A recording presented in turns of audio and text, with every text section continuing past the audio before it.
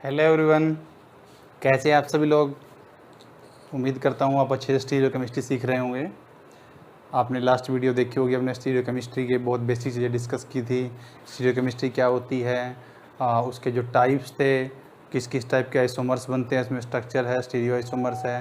Structure हम discuss कर चुके हैं, स्टीरियो भी डिस्कस कर चुके हैं। स्टीरियो में करते हुए अभी हम कन्फर्मेशन कॉन्फ़िगरेशन के बारे में सीख रहे थे। तो हमने स्टार्टिंग में अभी जो लास्ट वीडियो में हमने ये भी देखा था कि किस तरीके से हम 2D की इमेजिनेशन जो फिशर ने की थी उसको 3D तक लेके आए, फ्लाइंग वैसा हॉर्स और न्यूमैन प्रोजेक्शन तक। उस पर हम धीरे धीरे एग्जांपल भी कर रहे थे, साथ साथ कुछ एग्जांपल करके हमने अपनी क्लैरिटी की थी। अब उसी में हम स्टार्ट करते हैं, उससे पहले एक दो एग्जांपल कर लेते हैं ताकि आपका पीछे का रिवाइज हो जाएगा सभी। तो हम एग्जांपल ले लेते हैं एक दो।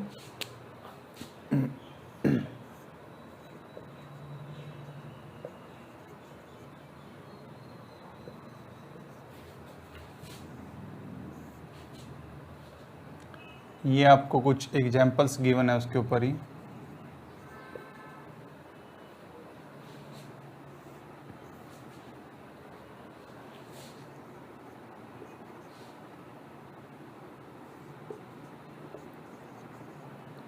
वन टू और सॉरी 3। ओके, तो आपके पास ये एग्जांपल्स हैं डिफरेंट। तो आपको बताना है कि इनमें आपस में क्या रिलेशन है। ठीक है, तो हम सपोज करो इसको फिक्स कर लेते हैं, इसको ऐसा रखते हैं, इनको इससे इनको बनाने की कोशिश करेंगे। ठीक है, पहले मैं आपको इसको बता दूं कि 2D वैसे अगर आप करना चाहते हो 2D की 2D से कर लेते हैं। दोनों तरीके मैंने आपको कल बताए थे, 2D से भी कर सकते हो, 3D से भी कर सकते हो। तो अभी मेरे पास ये स्ट्रक्चर है, मुझे ये बनाना है। तो HBr तो सेम है उसमें, उसके बाद डिफरेंट क्या है, OH2Me। हमें एक चेंज करना पड़ेगा, उससे हमें मिल जाएगा Me OH और HBr। तो ये बन गया आपके पास ये वाला। ठीक है, अब उसको बना के देखते हैं उसमें क्या चेंज करना पड़ेगा। उसमें HBr भी चेंज करना पड़ेगा और MeOH भी चेंज करना पड़ेगा। तो अगर मैं इसमें यहाँ पे चेंजेस करता हूँ, सॉरी नॉट दिस वन, इन दोनों को चेंज करते हैं पहले 1। तो आपके पास जो स्ट्रक्चर बनता है वो बनेगा Br H OH and Me। अब आपको पता है OH Me की पोजीशन भी डिफर कर रही है, तो आप इसको एक चेंज और कर दोगे तो आपको ये स्ट्रक्चर मिल जाएगा। ठीक है, तो हमें इस स्ट्रक्चर को लाने के लिए एक चेंज करना पड़ा। तो आपको पता है अगर एक चेंज कर रहे हैं तो उससे हमेशा एनेंटियोमर जनरेट होते हैं ओड नंबर ऑफ चेंज से। ठीक है, उसके बाद हमने इससे ये बनाने की कोशिश की तो हमें 2 चेंजेस करने पड़े। तो 2 चेंजेस करने पे मतलब आपका क्या है, 3 का जो 2 के साथ रिलेशन है वो क्या है, होमोमर और सेम। ठीक है, तो ये आपके पास एक हो गया। तो अब देखो आपको 1 3 का पता चल गया है, 2 3 का पता चल गया है। अब आपको 1 और 2 का बताना है।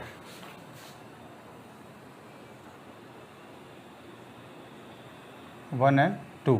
अब देखो 2 एंड 3 होमोमर है, तो जो 1 का रिलेशन 3 से होगा वही 2 से होगा, मतलब ये भी आपस में क्या होगा, एनेंटियोमर। तो इस तरीके से मेरे पास 2D गिवन था, 2D से हम इसको हमने डिफाइन करके देख लिया कि चेंज करके कितने चेंज करने के बाद आपके पास कैसा मॉलिक्यूल ऑब्टेन हो रहा है, उसके अकॉर्डिंग हम इसको लिख सकते हैं। ठीक है, तो ये आपके पास एक एग्जांपल हो गया। इसको आप 3D के वे से भी कर सकते हो, 2D के वे से भी कर सकते हो। अब अगर हम इसको मैं आपको बता दूं, 3D का बता देते हैं आपको।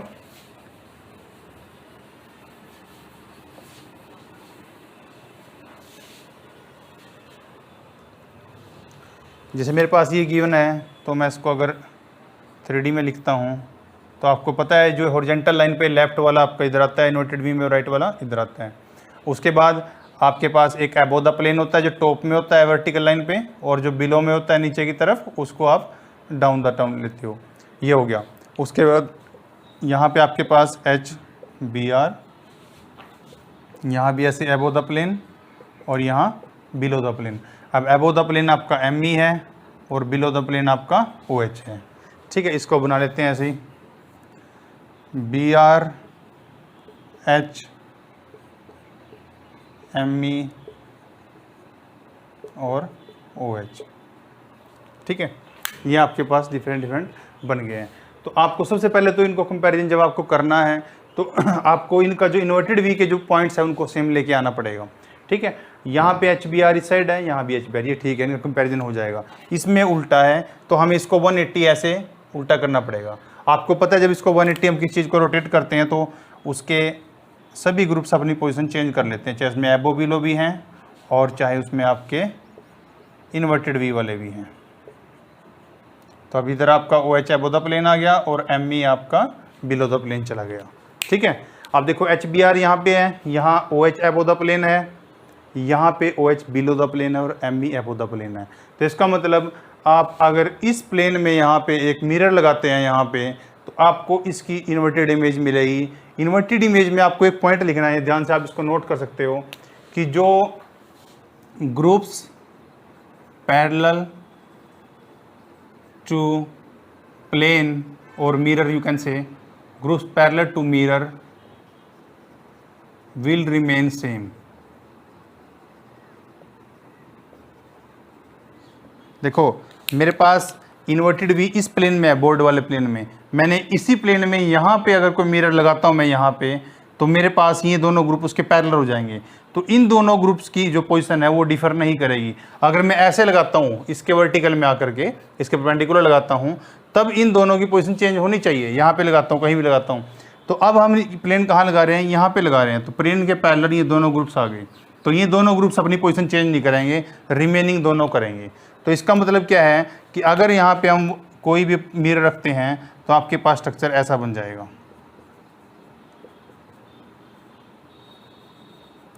अब मिथाइल एबो द प्लेन था, अब मिथाइल बिलो द प्लेन चला गया और OH एबो द प्लेन चला गया। तो क्या है, दोनों मॉलिक्यूल सेम हो गए। ठीक है, अब देखो ये मॉलिक्यूल किससे मिला, इसकी इमेज बना के, मिरर इमेज, मिरर इमेज बन गई। अब देखो मिरर इमेज तो हो गई, अब हमें क्या चेक करना है, क्या हम इस मॉलिक्यूल को इसके ऊपर एज सच इम्पोज कर सकते हैं? नहीं कर सकते, क्योंकि अगर मैं यहाँ से लेके जाता हूँ तो H के ऊपर H तो आएगा, Br के ऊपर Br आएगा, लेकिन जो OH एबो द प्लेन है यहाँ पे OH बिलो द प्लेन है। तो इसका मतलब इसके अंदर non super imposable mirror images हैं, इम्पोजेबल मिरर इमेजेस। ठीक है, तो इसका मतलब आपस में इन दोनों का रिलेशन क्या हो गया, एनेंटियोमर। तो हमने लिखा हुआ है 1 और 3 का रिलेशन आपस में एनेंटियोमर होता है। ठीक है, आप देख लेते हैं इसको, 1 के साथ HBr है, OH एबो द है, ME बिलो द प्लेन है। ठीक है, तो आप देख सकते हो आपका 2 और 3 का जो रिलेशन है वो होमोमर है। ठीक है, अब आप रिमेनिंग आपका जो क्या रह गया 1 और 2 का, 1 और 2 का अगर आप यहाँ से देखें HBr यहाँ पे ME एबो द प्लेन है, यहाँ पे ME बिलो द प्लेन है। तो मतलब आपका ये स्ट्रक्चर तब ऑब्टेन होगा जब मिरर इमेज बनेगी, और इस स्ट्रक्चर को एज सच आप इसके ऊपर भी इम्पोज नहीं कर सकते। तो इसीलिए आपके पास 1 और 2 का रिलेशन भी एनेंटियोमर हो गया है। तो आपने ये पॉइंट याद रखना है कि जो ग्रुप्स आपके मिरर के पैरेलल होंगे उनकी पोजीशन चेंज नहीं करनी है, वो सेम रहेंगे आपके, सिर्फ उससे अलग जो 2 ग्रुप हैं आपके उनकी पोजीशन आपकी चेंज होगी। ठीक है,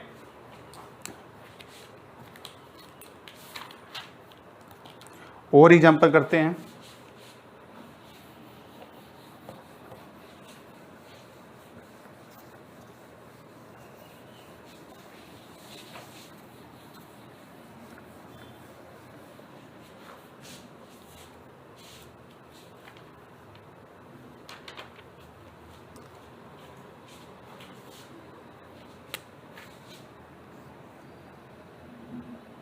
OH मिथाइल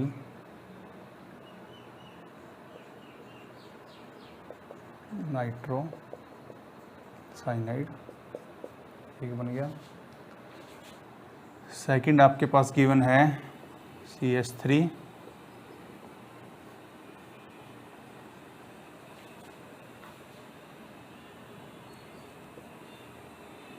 ये आपका साइनाइड ग्रुप लगा हुआ है, ये आपका नाइट्रो, एक ये दिया हुआ है। और थर्ड आपको गिवन है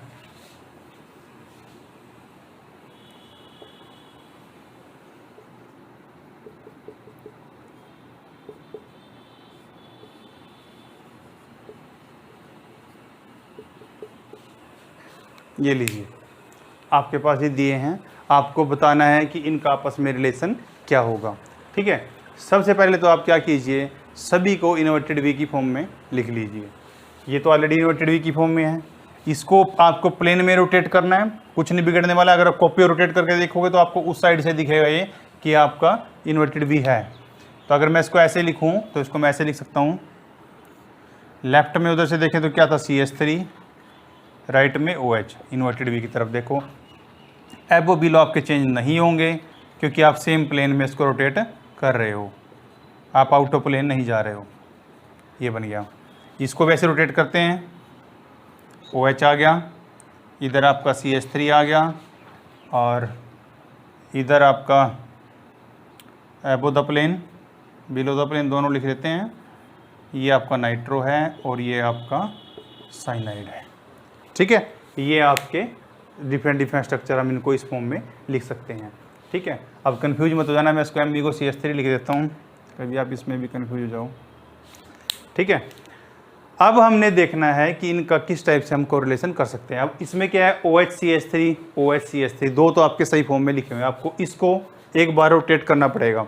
अगर मैं इसको रोटेट करता हूँ तो आपको पता है मैं इसको ऐसे उठा के बस ऐसे करने वाला हूँ, तो OH इधर आ गया, CH3 इधर आ गया।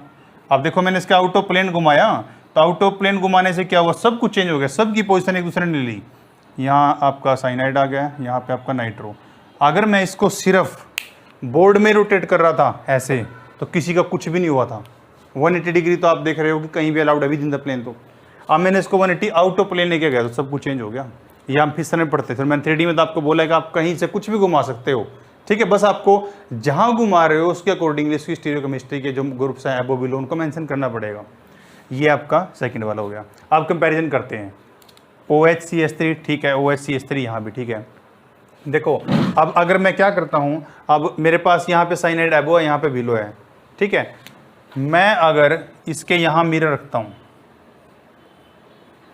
ठीक है, मैं यहाँ मिरर रख रहा हूँ, यहाँ पे इसके सामने मॉलिक्यूल के, ठीक है, बिल्कुल यहाँ पे आगे अगर मिरर रख रहा हूँ तो मिरर अलोंग किस प्लेन के हो गया, इस प्लेन के, जिसमें OH और CH3 हैं। तो OH और CH3 मैं ऐसे ही लिखने वाला हूँ। ठीक है, अब मेरा एबो वाला मुझे जो आगे था वो मुझे उसमें पीछे दिखेगा, जो पीछे था वो आगे दिखेगा। ठीक है, जैसे आप ये भी देखते हो ना, आप अपना हाथ अगर सीधे ऐसे करके देखते हो और उसको किसी मिरर पे ऐसे रख दो तो आपको उल्टा दिखाई देगा। तो उसमें वही सिस्टम यहाँ पे आपको देखना है कि आपका एबो और बिलो है जो वो आपस में इंटरचेंज हो जाएंगे। अब एबो बिलो मैंने इंटरचेंज करूँगा तो यहाँ पे आपका आ जाएगा साइनाइड और यहाँ पे आ जाएगा आपका क्या, नाइट्रो ग्रुप। ठीक है, अब इसका मतलब ये जो इमेज बनी है ये बिल्कुल यही मॉलिक्यूल है। तो इसका मतलब 1 और जो आपका 2 है दोनों आपस में मिरर इमेज है फर्स्ट पॉइंट। तो आपका फर्स्ट पॉइंट तो हो गया कि वो आपस में मिरर इमेज है। ठीक है, अब आपने यही मॉलिक्यूल देखना है एज इट उठा के, अगर हम इसको ये वाला मॉलिक्यूल जो मेरे पास प्रेजेंट है इसको इसके ऊपर रखें तो क्या इंपोज हो रहा है। आप मिरर इमेज को इंपोज करके मत देखना, मिरर इमेज तो बनी गई, मिरर इमेज है तभी दूसरा मॉलिक्यूल है वो। हम क्या कह रहे हैं कि आपने सिर्फ जो भी आप एक्टिविटी कर रहे हो वो आप सिस्टम से मेन मॉलिक्यूल से कर रहे हो, तो आपने सबसे पहले तो उसी की मिरर इमेज देखी तो ये दोनों ठीक है सेम बन गया।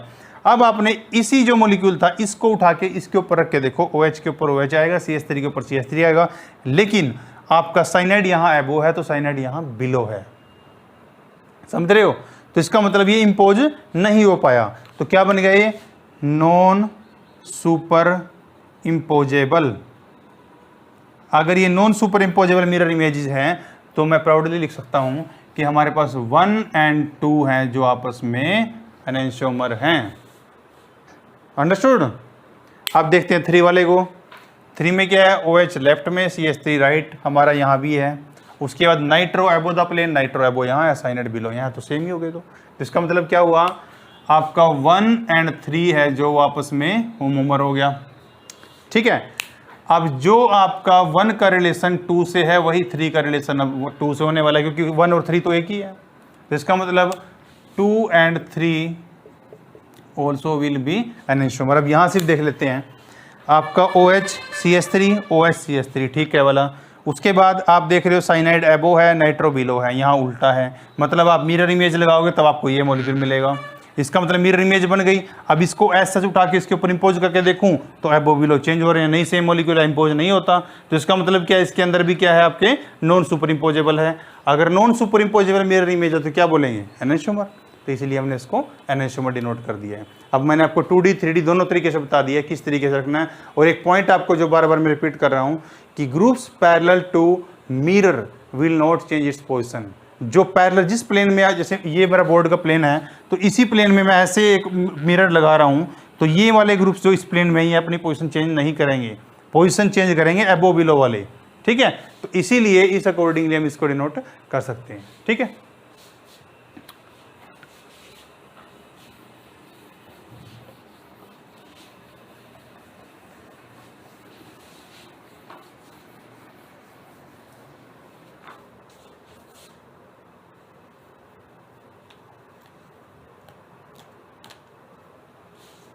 अब एक दो एग्जांपल और कर लेते हैं।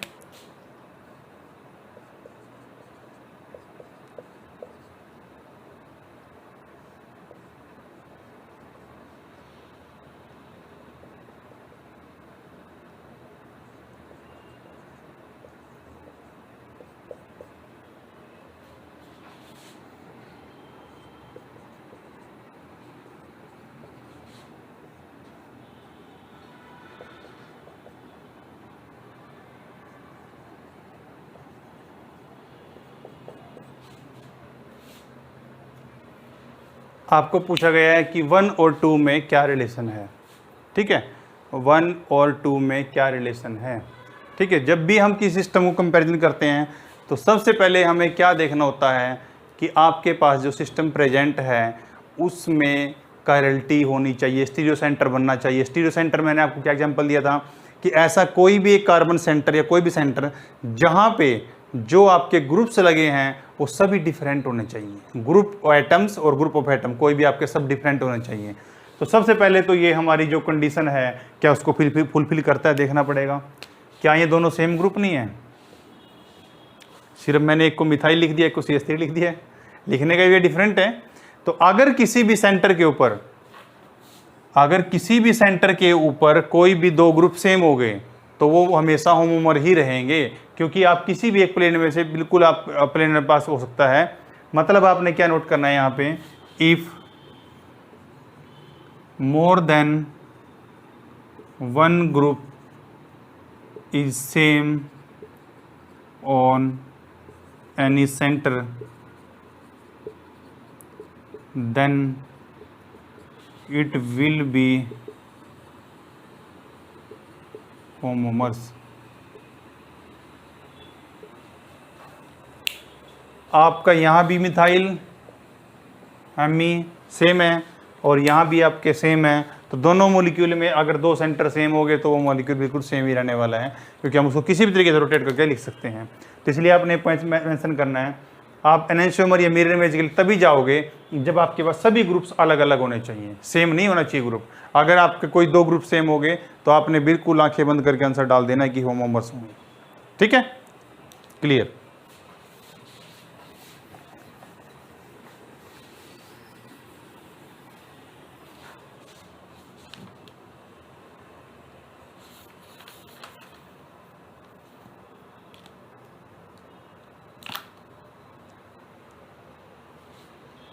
नेक्स्ट देखते हैं। आप जितनी ज़्यादा प्रॉब्लम्स इस पे करोगे आपको उतना ही अच्छे से टॉपिक क्लियर होता चला जाएगा।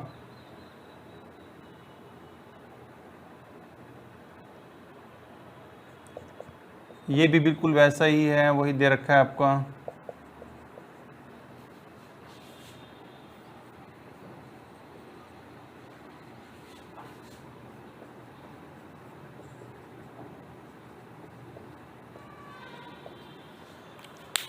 आपके पास दो मॉलिक्यूल दे रखे हैं और आपको रिलेशन पूछा हुआ है, दोनों सेम है। तो अगर किसी भी एक सेंटर पे दो मॉलिक्यूल आपके सेम आ गए तो उसमें क्या बनने वाला है, होमोमर्स। तो सिंपल आपका होमोमर्स जनरेट होंगे। आपको ज़्यादा इसमें कुछ सोचना ही नहीं है। इफ मोर देन वन आपके या मोर देन टू, देखो मोर देन वन कुछ भी हो सकता है, टू भी हो सकता है, थ्री भी, चारों भी सेम हो सकते हैं। तो आपको उस केस में हमेशा दोनों में होमोमर्स रिलेशन शो करना है। अब नेक्स्ट एग्जांपल करते हैं।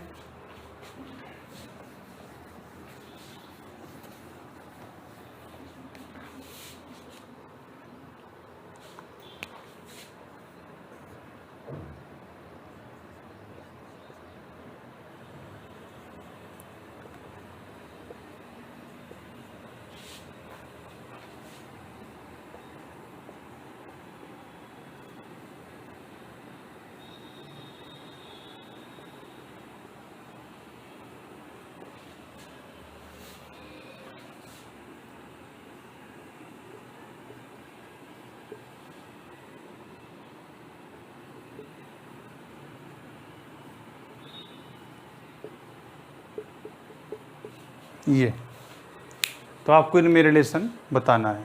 ठीक है, एक तो वे मैंने आपको बताया था सिंपल कि सबसे पहले तो हम हमारे पास एक वही तरीका है कि हम इनको 2D में लिख लें या 3D में, जैसा आपको कंफर्टेबल लगे। तो अभी हम इसको 2D में लिख लेते हैं। पहले सबसे पहले आपको 2D में लिखने से पहले इसको इन्वर्टेड वी में लिखना पड़ेगा, और इन्वर्टेड वी में आपको सिर्फ प्लेन के अंदर ही इसको घुमाना है, बोर्ड के प्लेन के अंदर। तो हम सिंपल नाइट्रो आपका लेफ्ट में आएगा और H आपका राइट में आएगा। एबो द प्लेन आपका जो ग्रुप है वो आपका फ्लोरीन रहेगा, और मिथाइल जो एज सच था।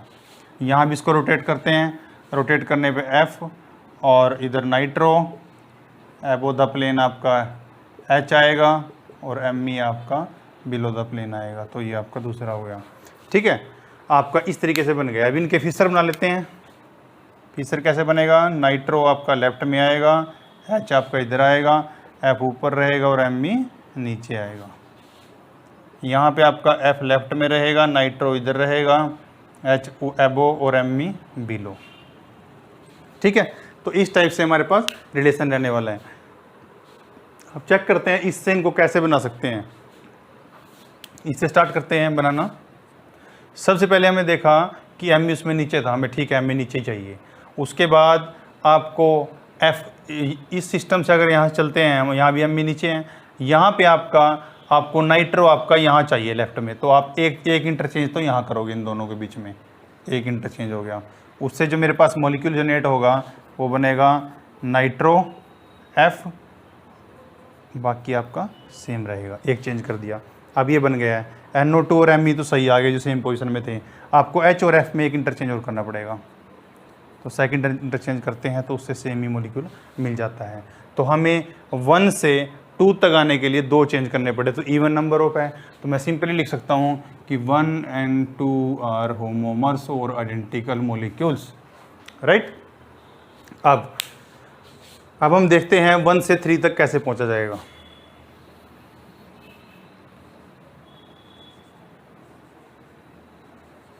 ओके, अब देखते हैं उसमें क्या है। उसमें भी Me नीचे है, चलेगा। उसके बाद F इधर है, चलेगा। H NO2 तो बिल्कुल सेम है, तो मॉलिक्यूल ऑलरेडी सेम है। तो इसका मतलब हम क्या बोलेंगे कि आपका 1 का जो 3 से रिलेशन है वो क्या है, वो आपका होमोमर्स है। तो इसका मतलब 1 2 3 आपस में सारे होमोमर्स हैं। ठीक है, तो 1 2 and 3 आर आइडेंटिकल मॉलिक्यूल और वी कैन कॉल देम होमोमर्स। समझ आया? ठीक है, तो इस तरीके से आप उनको बना के इजीली चेक कर सकते हो कि किसके अंदर कौन सी कॉन्फ़िगरेशन है, किसके अकॉर्डिंग सेम मॉलिक्यूल है, एंटियोमर है या क्या है। ठीक है, अब नेक्स्ट करते हैं।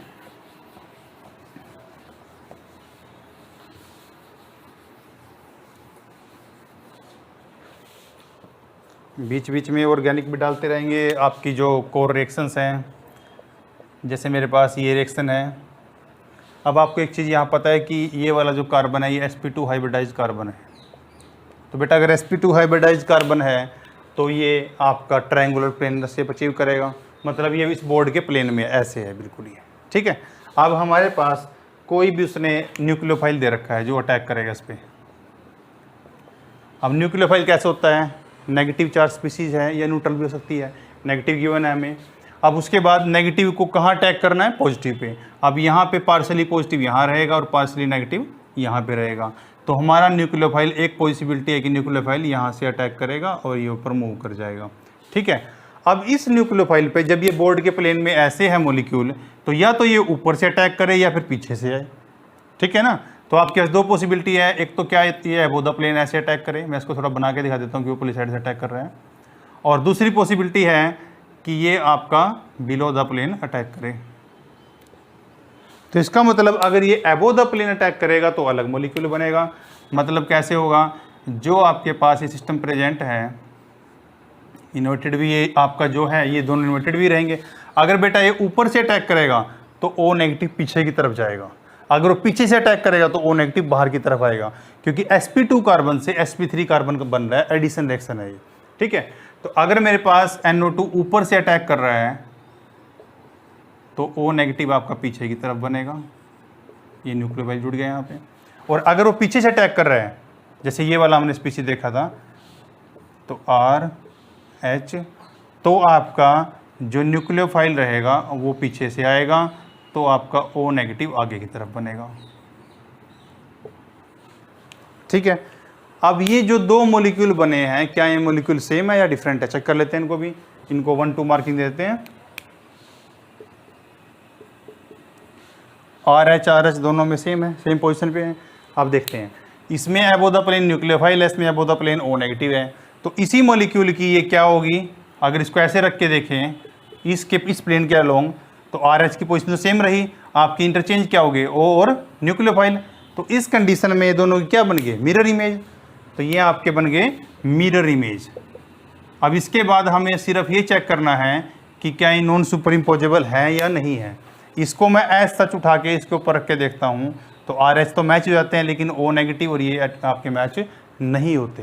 तो इसका मतलब क्या है? ये non super imposable mirror image है, non super imposable mirror image.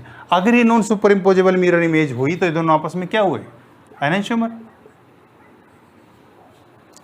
और जिस फेस हमने देखा था कि अबव द प्लेन वाले फेस से या बिलो द प्लेन वाले फेस से अटैक होके ये दोनों जनरेट हो रहे थे, इसका मतलब जो ये फेस हैं जो एनेंटियोमर जनरेट कर रहे हैं उसको हम क्या बोलेंगे? एनेंशियोटोपिक फेस, एनेंशियोटोपिक फेसिस। ठीक है, ये आपको नया वर्ड एक यहाँ मिल गया, एनेंशियोटोपिक फेसिस। एनेंशियोटोपिक फेस कैसे होते हैं? अगर एक फेस पे अटैक करने से और दूसरे फेस पे अटैक करने से दो मॉलिक्यूल जो अलग अलग बने हुए हैं, अगर वो डिफरेंट हो तो आपके बनेंगे आपके एनेंशियोटोपिक फेस। अब एक चीज़ देखो, उसके लिए हमारे पास जैसे यहाँ पे R और H लिखा हुआ था, सपोज करो अगर मेरे पास यहाँ पे भी R ही होता तो यहाँ पे भी आपका R ही बनना था और यहाँ पे भी आपका R ही लगना था। अब अगर मैं इन दोनों में रिलेशन देखता हूं तो क्या रिलेशन होना चाहिए? मोर देन वन ग्रुप एक सेंटर पे सेम हो गए तो क्या होंगे? होमोटोपिक। तो फिर आपका क्या रिलेशन आना था? होमोमर्स बनते हैं आपस में। और फिर फेस को क्या बोलते हैं आप? होमोटोपिक फेसिस, होमोटोपिक फेसिस। ठीक है, तो ये डिपेंड करता है कि जो दो मॉलिक्यूल अलग अलग बने हैं उनका जो रिलेशन होगा वही इन फेस का आपस में रिलेशन होगा। ठीक है, तो आपके फेस का रिलेशन डिपेंड करता है किसके ऊपर? कि आपका जो मॉलिक्यूल जनरेट हुआ वो कैसा हुआ है।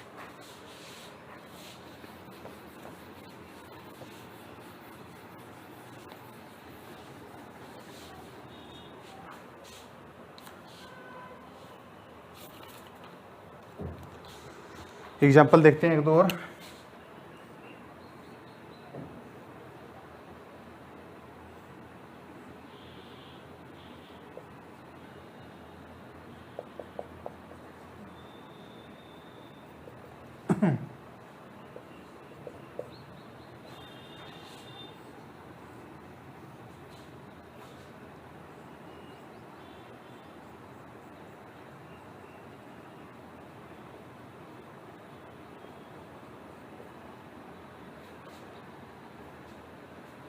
आपको A और B का आपस में रिलेशन बताना है।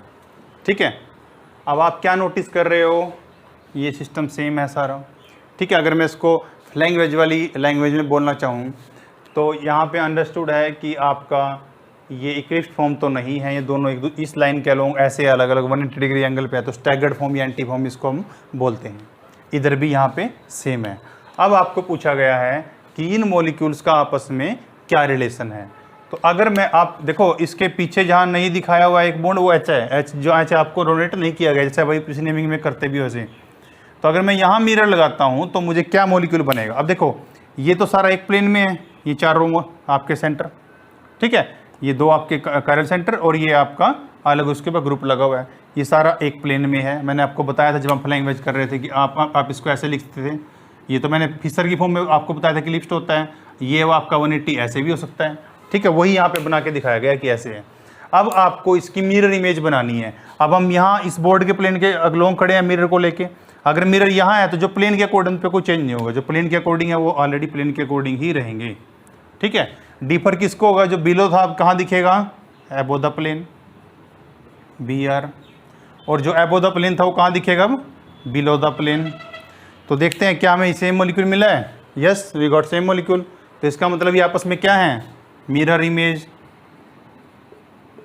अब दूसरा पॉइंट हमने क्या करना है, हम इसको उठा के इसके ऊपर रख के देखते हैं। ये हमारा स्केलेटन तो मैच कर गया, ऐसे फिट हो जाएगा, लेकिन यहाँ B R below the plane है, यहाँ B R above the plane है, यहाँ ओ एच एबो है, यहाँ बिलो है। तो इसका मतलब कौन सी मिरर इमेज है ये, non super imposable mirror images. ठीक है, तो आपस में क्या रिलेशन हुआ, A and B are enantiomers. ठीक है, तो इस तरीके से आपके ए और बी आपस में क्या है, एनेंशियोमर है।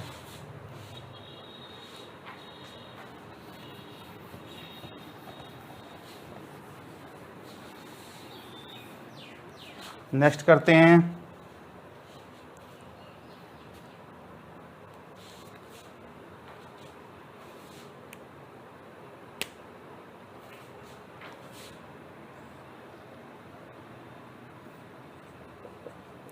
CH3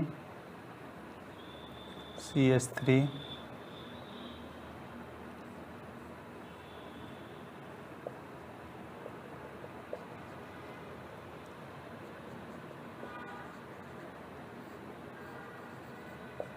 एक आपके पास मॉलिक्यूल ये गिवन है और दूसरा मॉलिक्यूल हमारे पास है मिथाइल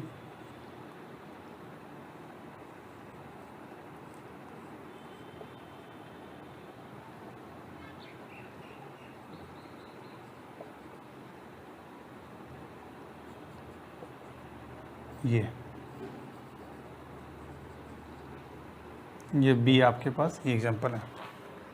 ठीक है, तो आपको इन दोनों में रिलेशन बताना है कि इन दोनों में क्या रिलेशन है। ठीक है, अब एक चीज़ मैं यहाँ से जो नोटिस कर पा रहा हूँ कि आपके पास जो ये स्केलेटन है मिथाइल, ये एक प्लेन की जो एक ही प्लेन में है, ये वाले, ये आपका सिस्टम ये वाला। ठीक है, इधर भी यही सिस्टम है, ये। ठीक है बेटा, ये दोनों साइड इक्वल है, एस स्केलेटन सेम है। अब हमें सिर्फ क्या करना है, हमें बाकी ग्रुप्स को देखना है। यहाँ B R below the plane है, यहाँ B R above the plane है। ठीक है, यहाँ पे O H above the plane है, यहाँ O H below the plane है। तो मतलब अगर मैं यहाँ एक मिरर लगाता हूँ अलोंग द प्लेन, अब मैंने प्लेन डिनोट कर दिया तो प्लेन वाले चेंज होंगे नहीं, तो प्लेन वाले तो आपके सेम रहे। मैंने यहाँ एम ई लिखा है, CH3 सेम ही है, कभी कन्फ्यूज हो जाओ इसमें भी। अब देखो, जब मैं इसके यहाँ अलोंग लगा रहा हूँ तो प्लेन तो चेंज नहीं हो रहा है, लेकिन जो एबो बिलो ग्रुप है वो चेंज होंगे। जो आपका बिलो यहाँ दिखा रहा है वो मुझे अब आपका एबो दिखाएगा, मतलब आपका बी आर। ठीक है, जो ग्रुप एबो था उसको बिलो दिखाना पड़ेगा। इधर आपका ओ एच एबो था, अब ओ एच बिलो देखना पड़ेगा। एच आपका बिलो था, एच अब आपका एबो होगा। ठीक है, तो अब हमें चेक करना है क्या सेम मॉलिक्यूल है। देखो सेम मॉलिक्यूल है, क्योंकि बी आर एबो है, इसमें भी एबो है, एच बिलो है, एच बिलो है, O H below the plane है, एच आपका एबो द प्लेन है। तो इसका मतलब ये दोनों मॉलिक्यूल आपस में मिरर इमेज तो हैं। ठीक है, अब हमें सिर्फ चेक करना है नॉन सुपरइम्पोजेबिलिटी। इस मॉलिक्यूल को उठा के अगर मैं इसके ऊपर रखता हूँ स्केलेटन तो मैच कर जाएगा, लेकिन आपका बी आर यहाँ एबो द प्लेन है, यहाँ बी आर आपका बिलो द प्लेन है, O H above the plane है, O H below the plane है, तो इम्पोज नहीं हो सकते। इसका मतलब ये दोनों आपस में क्या है, non super imposable mirror images. तो इसका मतलब इन दोनों में क्या रिलेशन होगा, एनेंशियोमर। ठीक है, A and B will be enantiomers. Clear. अब एक एग्जांपल और करते हैं।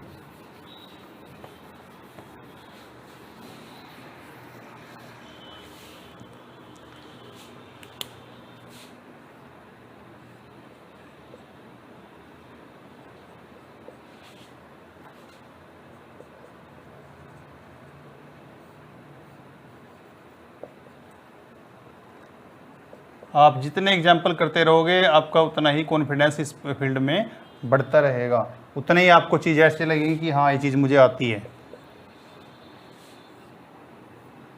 इसीलिए हम आपको स्टीरियो में ज़्यादा से ज़्यादा एग्जाम्पल कराएंगे ताकि आपको ज़्यादा से ज़्यादा टॉपिक अच्छे से क्लियर हो।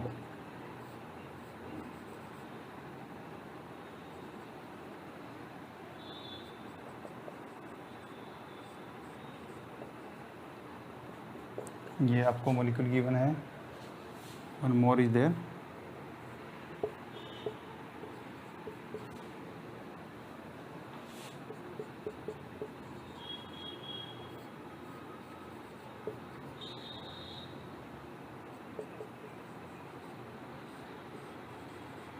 ये आ गया, ये तो 3 आपको मॉलिक्यूल गिवन है और आपको पूछा गया है कि इनमें क्या रिलेशन है। ठीक है, वन बाय वन करके देखते हैं। FET स्केलेटन सब में सेम है। ठीक है, तो मैं इसको तो ऐसे डिनोट कर सकता हूँ कि ये सिस्टम है जो आपका, ये आपका सेम प्लेन है, सब में ही है। तो ठीक है, इसमें भी है,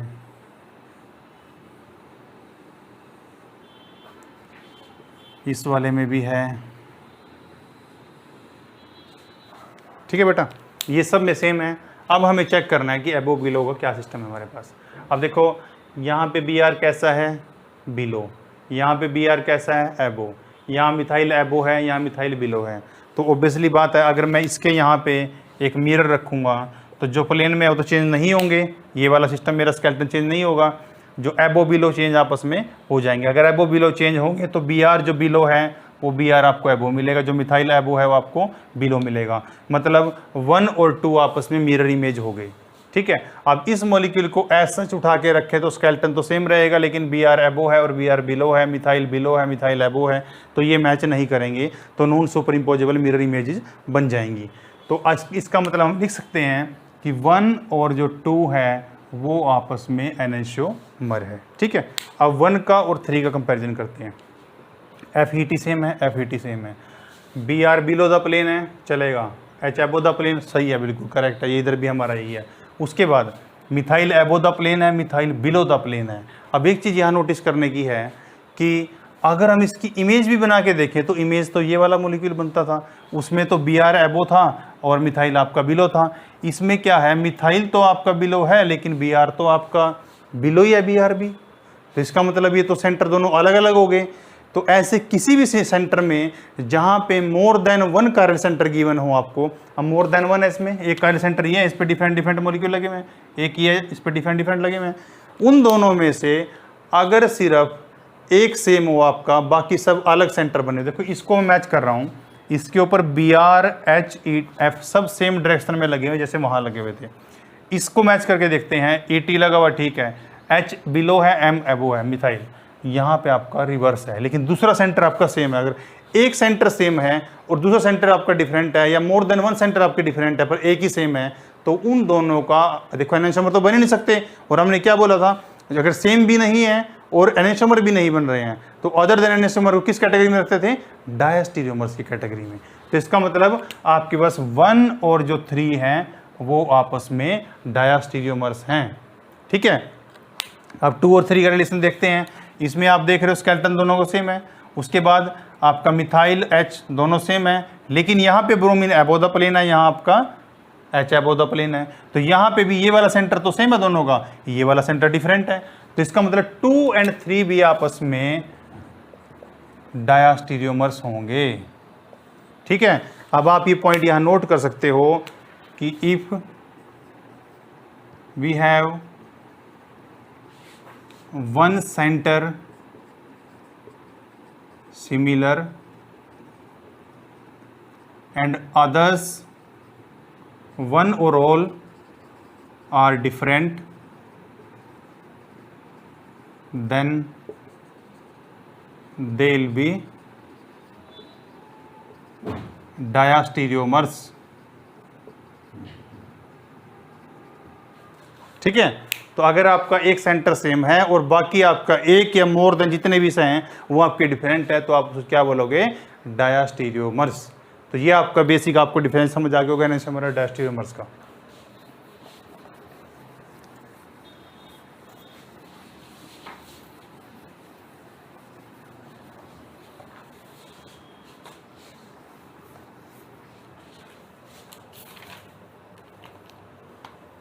ठीक है, एक एग्जांपल बता देता हूँ आपको। हम जितने भी एग्जांपल बेटा यहाँ पे कर रहे हैं, सभी एग्जांपल्स की अपनी एक इम्पोर्टेंस है। हर एग्जांपल से हम आपका एक नया कंसेप्ट, एक नया पॉइंट क्लियर करने की कोशिश कर रहे हैं।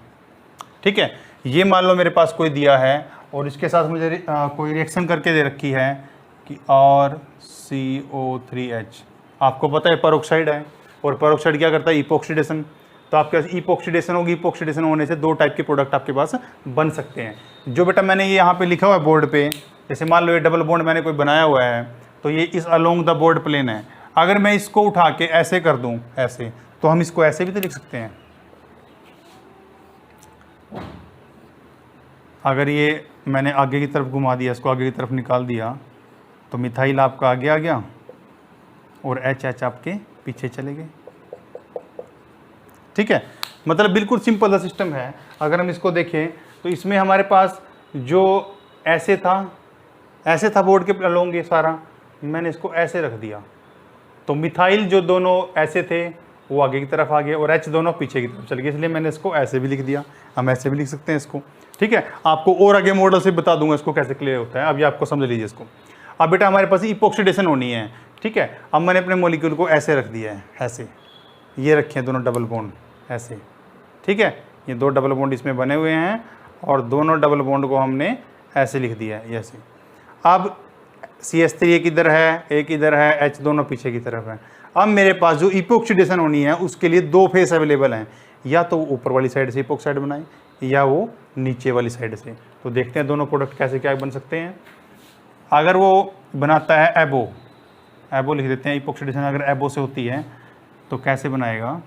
देखो जब इपोक्सीडेशन बनेगी तो आपके पास एक डबल बॉन्ड आपका न्यूट्रलाइज होकर उसके साथ बॉन्ड बनाएगा, तो मैं बाकी को ऐसा लिख देता हूँ, मिथाइल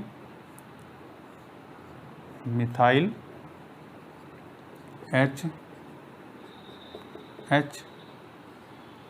इपोक्साइड, ये लगे। एक तो पॉसिबिलिटी ये है। दूसरी, अगर हम बिलो द प्लेन वाला अटैक्स देखते हैं तो एक पॉसिबिलिटी मेरे पास ये बन जाती है,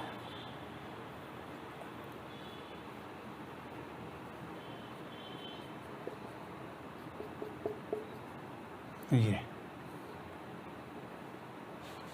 ठीक है, तो आपके पास ये दो स्ट्रक्चर बन गए हैं, 1 और 2।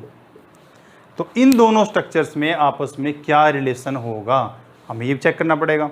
ठीक है, अब मैंने आपको बता दिया है कि मेरा जो डबल बॉन्ड था वो ऐसे था, पर मैंने उसको ऐसे रख दिया है। ठीक है, ऐसे रख दिया मैंने, मेरे मिथाइल दोनों आगे की तरफ आ रहे हैं, HH इधर आ रहे हैं। एक मेरा ऑक्सीजन वाला जो साइक्लिक रिंग बना हुआ है, इपोक्साइड ऊपर बना हुआ है, एक मेरा नीचे बना हुआ है। तो बेटा अगर ये मॉलिक्यूल ऐसे है, जैसे मैंने आपको अभी रिप्रेजेंट किया ऐसे, अगर हम इसके नीचे एक प्लेन लगा देते हैं, मिरर यहाँ लगा देते हैं हम। अब मिरर के अलोंग जो है, अलोंग तो ये वाले आगे एम ई सारा सिस्टम अलोंग है हमारा ये। तो ये वाला सिस्टम है जो, ये आपका सिर्फ आपका डिफर क्या होना चाहिए, जो अलोंग द प्लेन, मैंने आपको बताया था मिरर के जो अलोंग द प्लेन रहेगा वो तो चेंज ही नहीं होगा।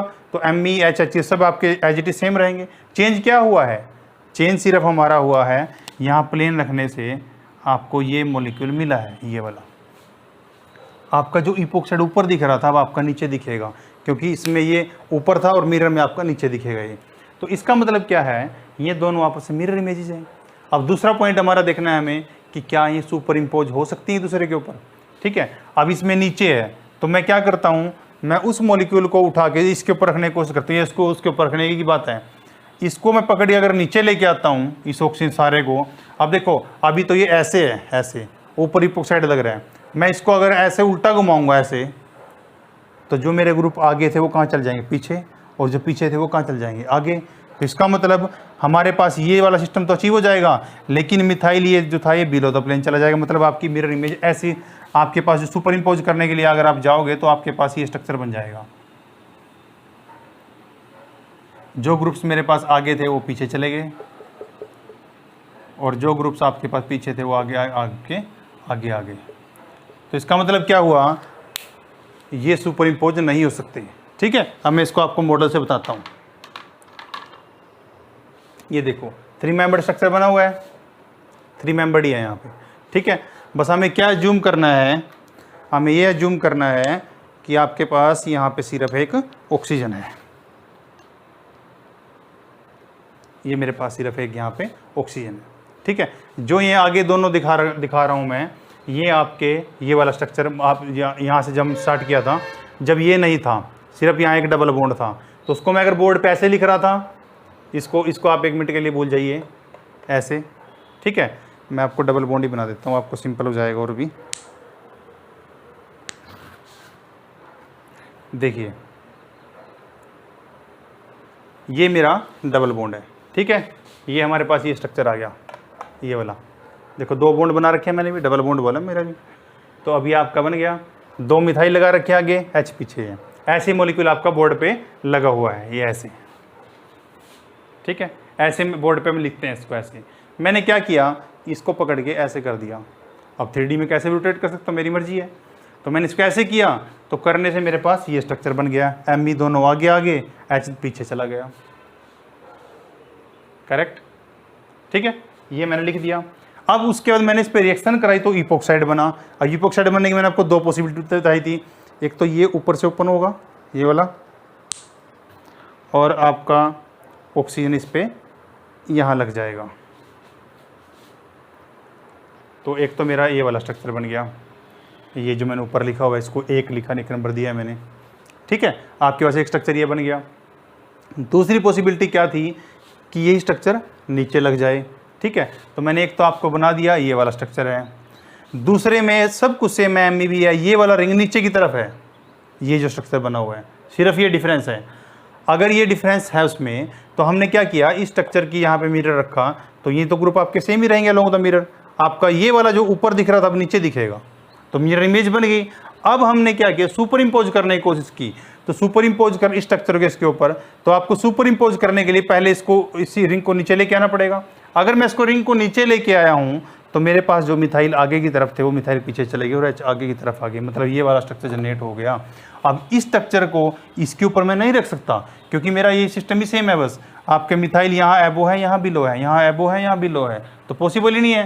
तो इसका मतलब हमारे पास क्या है, non super imposable mirror images बन गई। तो आप इस साइक्लिक स्ट्रक्चर को बड़े ध्यान से देख सकते हैं कि किस तरीके से हम इसको डिनोट कर सकते हैं। तो आपके पास 1 और 2 का रिलेशन हो गया एनेंशियोमर, ठीक है बेटा। अब हम एक इंपॉर्टेंट पॉइंट करेंगे।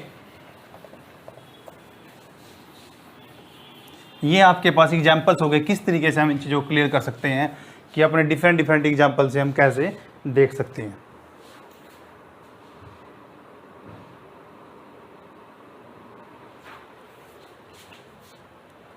अब नेक्स्ट टॉपिक है हमारा कायरलिटी, ठीक है। हम बार बार कायरल सेंटर की बात करते आ रहे थे, आपको डिफाइन करेंगे कि कायरलिटी क्या होता है। देखो एक ग्रीक वर्ड है कायर, कायर का मतलब होता है वो वाला कायर नहीं जो हिंदी में कायर तुम बोलते हो, वाला कायर नहीं है ये आपका कायर है, इस टाइप का वर्ड है। इसमें कुछ ऐसे है जिसको हम अक्सर बोलते हैं हैंड, ठीक है। अब ये आप बुक्स में देखते होंगे स्ट्रक्चर कि आपका एक मिरर ऐसे बना रखा है, उसके ऊपर एक ऐसे बना रखा है, दोनों अलग अलग आपको डिनोट कर रखे हैं, ठीक है। तो कायरलिटी बेसिस पे आपको इस टाइप से डिफाइन कर रखा है। तो इस कायरलिटी में हम देखेंगे कि कायरलिटी किन की प्रॉपर्टी हो। सबसे पहले हमें देखना है chirality is a property of non super imposable mirror images. मतलब आपके पास ये प्रॉपर्टी है of non super imposable mirror images की। मतलब मैं किसकी बात कर रहा हूँ, एनेंशियोमेरिज्म की, ठीक है। एनेंशियोमेरिज्म की है, उनमें जो आपके मॉलिक्यूल्स हैं उनमें किस टाइप के रिलेशंस है उसके बेसिस पे आपका गिवन है। तो आपकी ये प्रॉपर्टी है। अब इस प्रॉपर्टी को हम कैसे डिफाइन करें, कौन सा सेंटर कायरल है और कौन सा नहीं है, ठीक है। तो उसके लिए आपको कुछ सिमेट्री एलिमेंट्स गिवन हैं, उनको हमें चेक करना पड़ेगा। 2-3 एलिमेंट है आपके पास, अगर वे कहीं प्रेजेंट हैं तो आपका मॉलिक्यूल कायरल नहीं हो सकता, मॉलिक्यूल ए कायरल रहेगा, ठीक है। अब वो एलिमेंट्स कौन कौन से हैं हम उनको लिख लेते हैं, आपके सिमेट्री एलिमेंट्स, और 1 बाय 1 करके उसको डिस्कस करेंगे।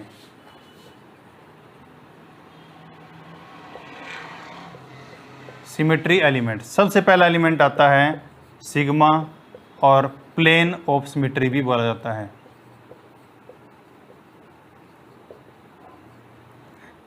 सेकंड है आपका आई, इसको सेंटर ऑफ इन्वर्जन बोला जाता है, सेंटर ऑफ सिमेट्री बोल देते हैं, सेंटर ऑफ सिमेट्री।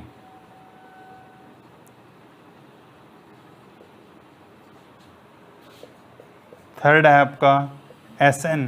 SN क्या होता है? CN बोलते हैं हम उसको, और सिग्मा n इनका कॉम्बिनेशन होता है, ठीक है, ऐसे बोलते हैं उसको। इसका नाम है alternate axis of symmetry, alternate axis of symmetry भी बोल देते हैं इसको। और इसको रिफ्लेक्शन, रोटेशन रिफ्लेक्शन सिमेट्री भी बोला जाता है, रोटेशन रिफ्लेक्शन सिमेट्री, ठीक है। अब 1 बाय 1 करके हम इनको देखेंगे कि कौन सा आपका किस टाइप से होता है, ये आपके लिए इंपॉर्टेंट है, ठीक है। कायरलिटी आपको अगर समझनी है तो 1 बाय 1 करके मैं इनको देखता हूँ, अभी रब कर रहा हूँ, अगर आपको स्क्रीनशॉट लेना तो ले सकते हो आप, ठीक है। 1 बाय 1 करते हैं।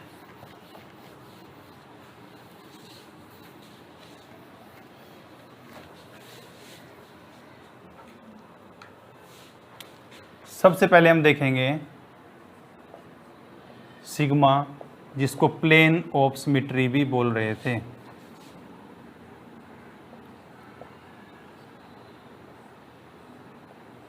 अब आपका सिग्मा या प्लेन ऑफ सिमेट्री किसको कहते हैं, मैं आपको पहले बता देता हूँ, फिर आप लिख लेना कि आपका ये एक ऐसा इमेजिनरी प्लेन है जो आपके मॉलिक्यूल्स को इक्वल 2 हाफ में डिवाइड कर देता है, जो दोनों आपके मिरर इमेज होते हैं ईच अदर की, ठीक है। तो एक दूसरे की दोनों आपस में क्या होते हैं? मिरर इमेज होती हैं। तो हम इसको लिख सकते हैं an imaginary plane which divides a molecule into 2 equal halves which are mirror images of each other,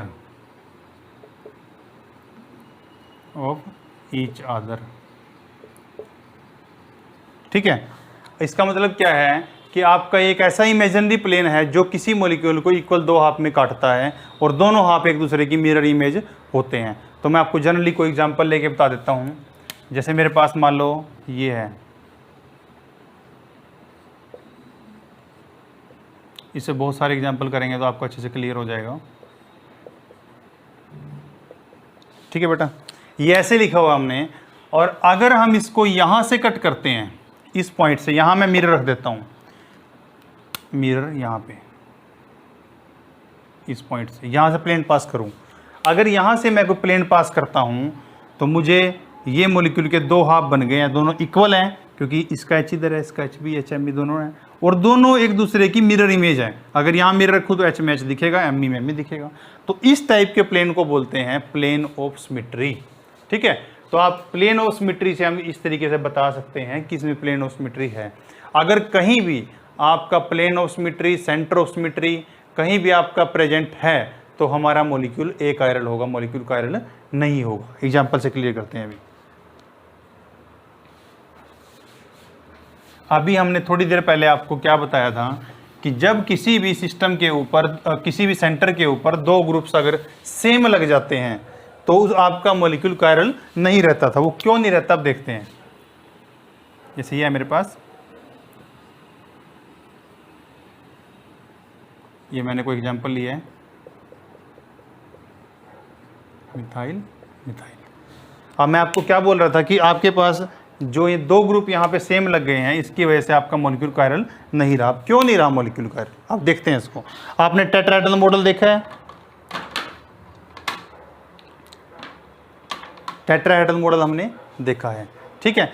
अब टेट्राहेड्रल मॉडल में हमने क्या देखना है कि आपके पास जो टेट्राहेड्रल मॉडल है उसके अंदर आपके पास अगर कोई 2 ग्रुप सेम है, ठीक है, जो 2 ग्रुप हमारे सेम हैं वो मान लो आपके ये हैं मिथाइल मिथाइल, ये स्ट्रक्चर है, ये H है, ये Cl है, ऐसे है, ये H, ये Cl और 2 मिथाइल यहाँ पे लगे हुए।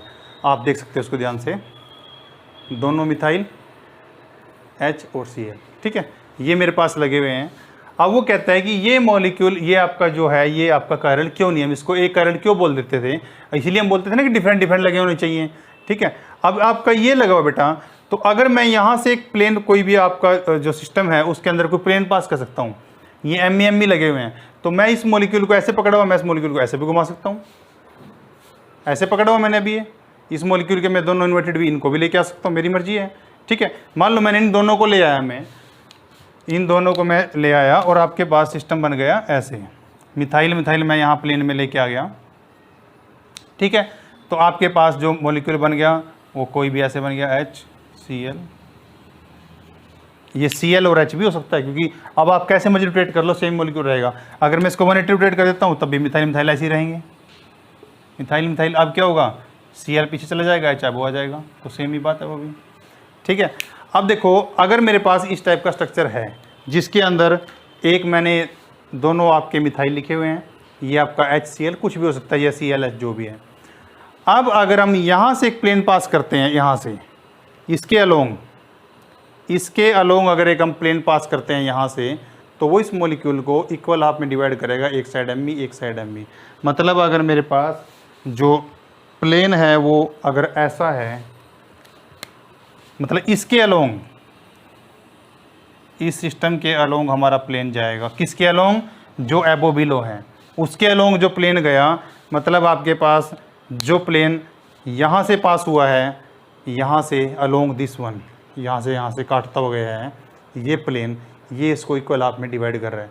अगर इसको इक्वल हाफ में डिवाइड करेगा तो आपके दो हाफ बन जाएंगे अलग अलग, और उसके अकॉर्डिंगली हमारे पास बन जाएगा कि आपका सिग्मा प्रेजेंट है, मतलब प्लेन कोई प्रेजेंट है उसमें, ठीक है। अगर सिग्मा प्रेजेंट है तो मॉलिक्यूल हो जाएगा ए कायरल, कायरलिटी नहीं रहेगी, ठीक है।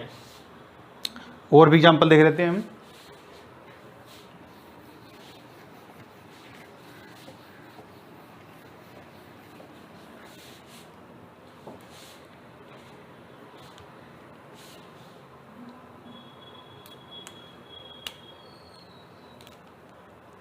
जैसे मान लो मेरे पास कोई ऐसा मॉलिक्यूल प्रेजेंट है,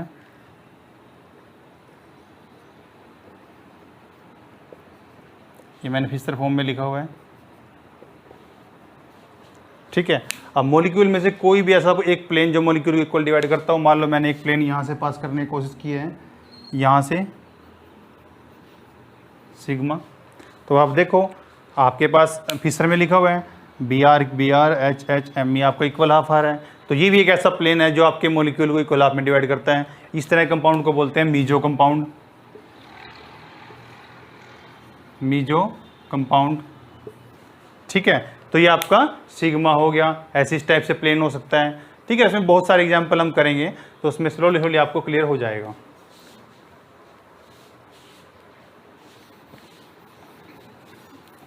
और आपको प्लेन के एग्जांपल देते हैं। जैसे मेरे पास अगर ये प्रेजेंट है,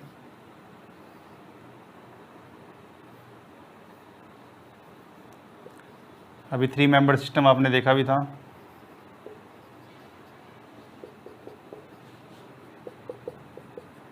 ठीक है। अगर ये प्रेजेंट है बच्चा, तो आपका अगर यहाँ से हम प्लेन पास कर रहे हैं तो आप देखिए आपके मॉलिक्यूल को इक्वल हाफ में काट रहा है, Br एबो है, एबो ही आ रहा है, H बिलो है, बिलो है, तो इक्वल हाफ मिरर इमेज भी है, दोनों जो इक्वल हाफ बने हैं, इक्वल हाफ बनने के बाद मिरर इमेज भी होने चाहिए, तो दोनों मिरर इमेज भी हैं, तो आपके पास यहाँ सिग्मा प्रेजेंट है, तो आपका मॉलिक्यूल एक कायरल होगा, ठीक है। ये मैं आपको अभी 3 मेंबर रिंग में बता भी देता हूँ, मैंने अब आपको बताया भी था। ये देखो इसमें हमारे पास जो सिस्टम गिवन है, मान लो CS2, इसमें यहाँ पे एक CS2 लगा हुआ है, तो आपको उसी एग्जांपल से बता देते हैं।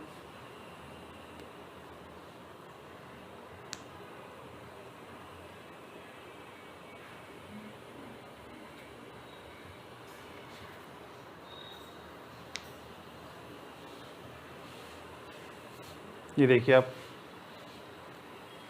ये ब्रोमीन है, ये ब्रोमीन है, ये H है, ये H है, यहाँ पे 2 CS2 लगे हुए हैं। तो अगर हम इस प्लेन से यहाँ से अलोंग दिस प्लेन हम अगर इसको काटते हैं इस प्लेन के अकॉर्डिंग, तो आपका Me के सामने आएगा, H के सामने आएगा, तो इक्वल हाफ हो जाएगा दोनों मॉलिक्यूल का। तो ये भी आपका एग्जांपल हो गया कि किस तरीके से हम देख सकते हैं कि आपके पास सिग्मा कोई सिस्टम प्रेजेंट कैसे है, ठीक है। अब अगर मैं एग्जाम्पल देता हूँ, इसी मॉलिक्यूल में एग्जाम्पल देता हूँ मैं। अगर मैं यहाँ पे जो CH2 है उसकी जगह इपोक्साइड लगा दूँ, एक ऑक्सीजन डाल दूँ रिंग में, तो आप यहाँ से प्लेन पास कर सकते हो, ठीक है। क्योंकि जो अलोंग द प्लेन है वो तो कुछ भी एटम हो आपका मैटर नहीं करता, जो अलोंग द प्लेन आ गया वो आपका कायरल है अलग अलग ऐसे में वो मैटर नहीं करता। अलोंग द प्लेन तो वो एज इट इज रहना उसको। तो तब ये प्लेन मैंने यहाँ से पास किया तो तब भी इसका सेम इमेज है। तो इसका मतलब यहाँ पे आप भी सिग्मा पॉसिबल है और आप भी ये मॉलिक्यूल ए कायरल है।